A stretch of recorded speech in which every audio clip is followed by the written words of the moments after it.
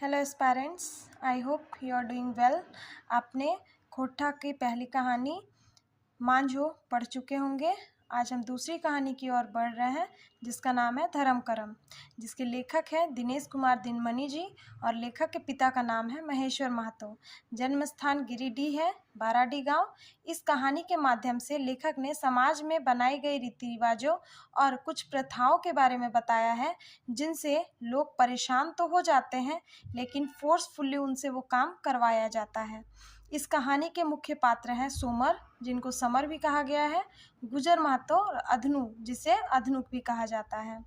आज अधनु के पिता के मरे हुए 7 दिन हो गए थे और गांव के महतो, मुखिया और बेस बेकार आदमी, मतलब अच्छे बुरे आदमी, अधनु के दरवाजे पर विधि व्यवस्था कर रहे थे। आज यह फैसला होना था कि अधनु अपने पिता का भोज किस प्रकार करेगा। फागुन का महीना था। गांव के सारे गणमान्य लोग, जाने माने लोग इकट्ठा हुए थे। अधनु पहले से वहां सभी का बैठने का इंतजाम कर चुका था और सब आकर बैठ भी गए थे। अधनु सबको बीड़ी और माचिस ला कर देता है। जिस तरह से हम मेहमान आने पर नाश्ता वगैरह देते हैं, तो अधनु बीड़ी और माचिस ला कर देता है। एक दो व्यक्ति को छोड़कर सभी इधर उधर की बातें कर रहे थे। वहीं पर अधनु किसी के सहारे उठंग के खड़ा था। उठंग के मतलब पीठ के बल खड़ा होना। नेगा हाथ में लोहा का छड़ लिए हुए वो जमीन उटक रहा था। भूमि के ऊपर छोटा छोटा निशान बना रहा था। उसको देखकर लेखक को 9-10 साल पहले की बात याद आ गया, जब अधनु के बाबा मीन्स दादा मोर हले मतलब मर गए थे। उस टाइम अधनु 14-15 वर्ष का था। जैसे अधनु अपने पिता का एक ही बेटा था, उसी तरह सोमर मीन्स समर काका भी अपने पिता का इकलौता बेटा था।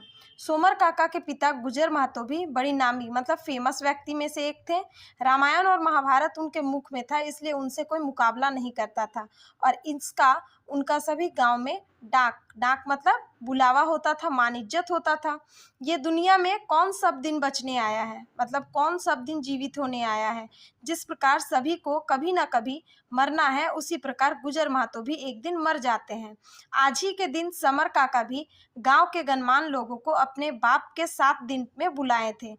उस समय सभी ने मत दिया था कि जिसका समाज में जैसा रुतबा होता है वैसा ही क्रियाक्रम मतलब श्राद्ध भी होना चाहिए।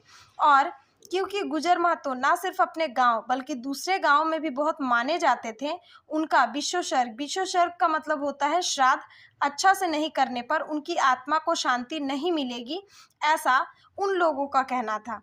और बेचारा सोमर काका 10 लोगों की बात नहीं काट पाए और उनके हाँ में हाँ मिला दी। इसलिए उन्होंने अपनी डाइवर खेत बेचकर और कुछ लोगों से उधार पैंचा का मतलब होता है कर्ज लेना, कर्ज लेकर विश्वसर्ग किए मतलब श्राद्ध किए, जिसमें साढ़ साढ़िन छोड़ा गया।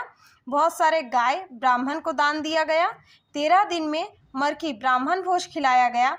कितने दिनों तक सोमर काका का नाम गहगहायल रहे मतलब बहुत नाम हुआ।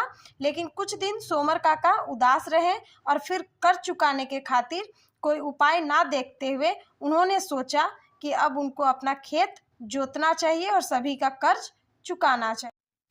वर्षा काल आ चुका था। सोमर काका रोपा डोभा करने लगे थे। अकेले होने के कारण उस समय उन्होंने अधनु की पढ़ाई को छुड़वा दिया था और उसे भी खेती बाड़ी में लगा देते हैं।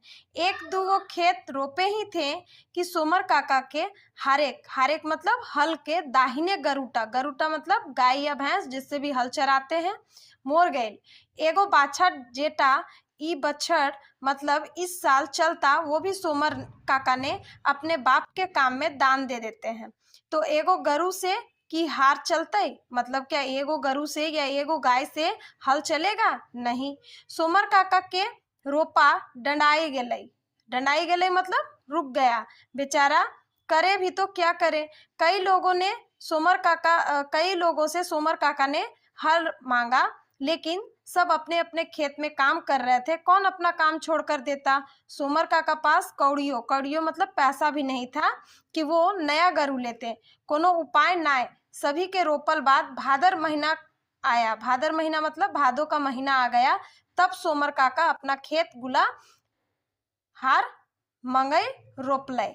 मतलब उस टाइम पे उन्होंने हार मांगकर रोपा। आघन मास अइलै, मतलब आघन का महीना आ चुका था। समर काका खेत में धान नहीं हुआ था, जो हुआ भी वह बच्छर दिन, मतलब साल भर बहुत मुश्किल से चला, तो ऋण कर्ज कहाँ से चुका पाते। सोमर काका का हालत बहुत खराब हो गया था।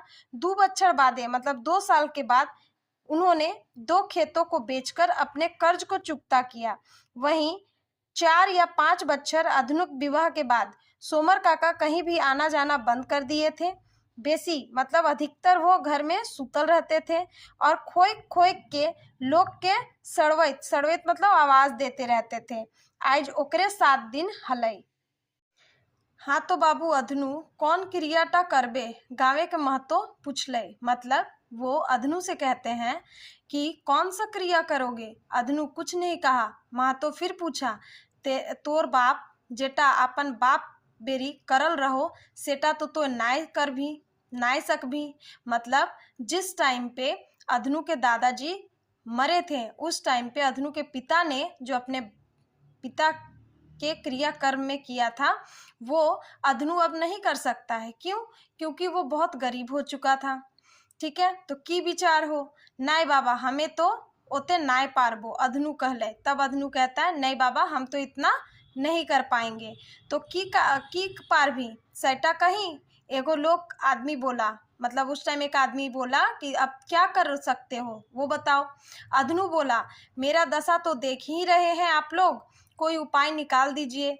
तब महतो बोला, तो सुन बाबू, तोर बाप तो वृषासर्ग श्राद्ध क्रिया करल हलो, तो एक कम से कम पंचदान टा नाय कर भी तो तोर बापेक जीव टा शांति नाय मिलता।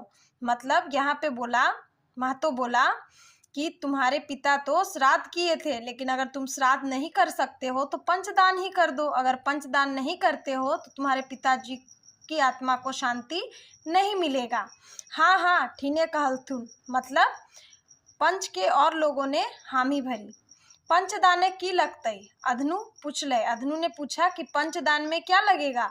लोगों ने कहा, दही चिवड़ा दाल रोटी संगे कोनो गुरुआ। यहाँ पे गुरुआ का मतलब हो गया मिठाई, माने बूंदिया चाहे मिठाई। गुड़ देले नाई ने चलतो, गुड़ देले नाई चलतो मतलब अगर मीठा के रूप में गुड़ देगा तो नहीं चलेगा। एगो दोसर लोग कहले, नाय बाबा हम एते नाय सकबो। अधनु कहले। अधनु तब बोलता है कि नहीं नहीं मैं इतना भी नहीं सकूंगा, इतना नाय पारबे तो की पारबे रे, तोर बाप की बार बार मोरतो। तब उन्हीं में से किसी ने कहा कि अगर इतना भी नहीं सकोगे तो क्या सकोगे, क्या तुम्हारे बाप बार बार मरेंगे। बास झारे झाड़ी बासे जन्मे रे बोका, तोर बाबा दादा के रकम। मतलब कहने का मतलब कि तुम्हारे दादाजी के तरह तुम्हारे बाप का भी एक धर्मिष्ठ लोग थे, और उनके बेटा ऐसा काम करेगा तो कैसे चलेगा। तोर बाप टा आत्मा भटकते रहता, सेटा की तोर बेस होता। ई महतो उक्ति हलै। मतलब महतो बोलता है कि तुम्हारे दादाजी के जैसे तुम्हारे पिता भी एक धर्मिष्ठ लोग थे, और अगर तुम ऐसा करोगे तो तुम्हारे पापा की आत्मा भटकते रहेंगे, तो क्या तुम्हें अच्छा लगेगा।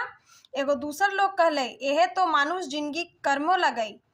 दूसरे लोगों ने कहा कि यही तो मनुष्य जीवन का कर्म है। कल दिन सोमर बापे वृत्स्वर्ग श्राद्ध क्रिया करल हले, तबे ने आज ओकर नाम होवे। वो बोला कि कल सोमर अपने पिता गुजर महतो का काम क्रिया किया था, तभी तो आज उसका नाम चल रहा है। फिर यही सबसे मनुष्य को पहचाना जाता है। अधनु चुपचाप मुड़ सिर गाड़ कर नीचे करके सुन रहा था और सोचा कि करब कि नाय करब। मतलब वो अभी भी इस कश्मकश में था कि वो ये श्राद्ध करे तो कैसे करे। उसका गोदी काम नहीं कर रहा था। गोदी मतलब दिमाग। उसका किसका? अधनुक का। माँ तो फिर अधनुक से कहले, हिम्मत रख, सब भगवान पार करते। एक दो लोग हाँ में हाँ मिलाए और सभी ने कहा, मन छोटा मत करो, किसी का काम आज तक रुका है जो आज रुकेगा।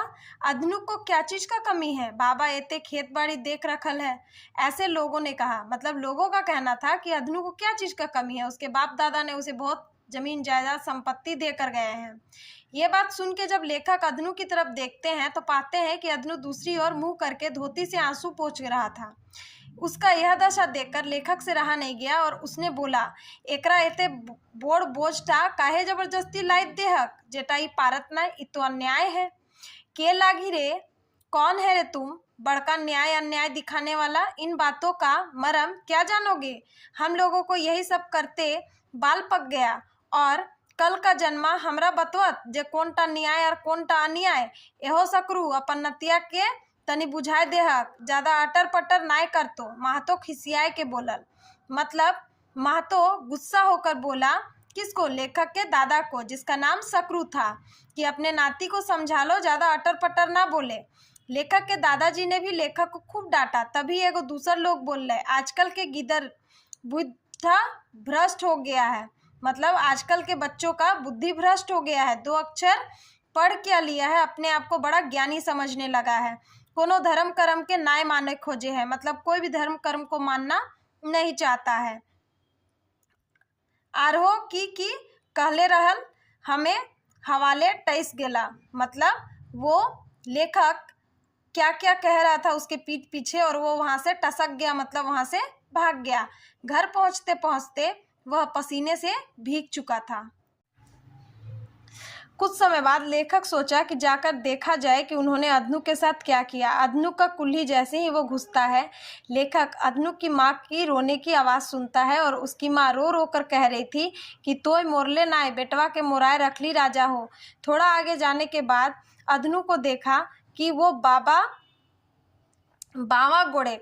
गोड़ में, मतलब बावा गोड़ के घुटने में अपने सर को रखकर रो रहा था और एक तरफ से उसका लोर चू रहा था, मतलब आंख से आंसू निकल रहे थे। उसका 2.5 साल का बच्चा बाबू बाबू कह के बुला रहा था और लेखक का साहस नहीं हुआ कि जाकर वो अदनू से बात करे, क्योंकि सारा कुछ तय हो चुका था और लेखक भारी मन से लौट जाता है। वापस जब वो कुल्ही जाकर देखता है तो वहाँ पे 2-3 लोग बात कर रहे थे, गाल मार हलथिन, मतलब बात कर रहे थे। तो उसमें से पहला वाला बोला कि अरे रोबिया, शुक्रवार दिने रमसाक के बाबा के भोज लगई, मतलब यहाँ पे रमशाक अदनू के बेटा को कहा गया है। दोसर का कहले, हाँ हाँ जानिए की भोज हतै, दाल रोटी और बूंदिया, हमार बाप एक प्लास्टिक ला देते। मतलब पहला वाला बोला कि मेरे पापा एक प्लास्टिक ला देंगे, तो दूसरा वाला बोला क्यों, भोज खाने नहीं जाना है क्या। तो वो बोलता है, पहला वाला कहता है कि कैसे नहीं जाएंगे, जाएंगे ठीक है, लेकिन हम जाएंगे, मेरे पिताजी बोले हैं कि प्लास्टिक मंगवाएंगे और बूंदिया भर भर कर ले जाएंगे। बच्चों का यह बात सुनकर लेखक अपने घर आया और खटिया में बैठते ही लेट गया।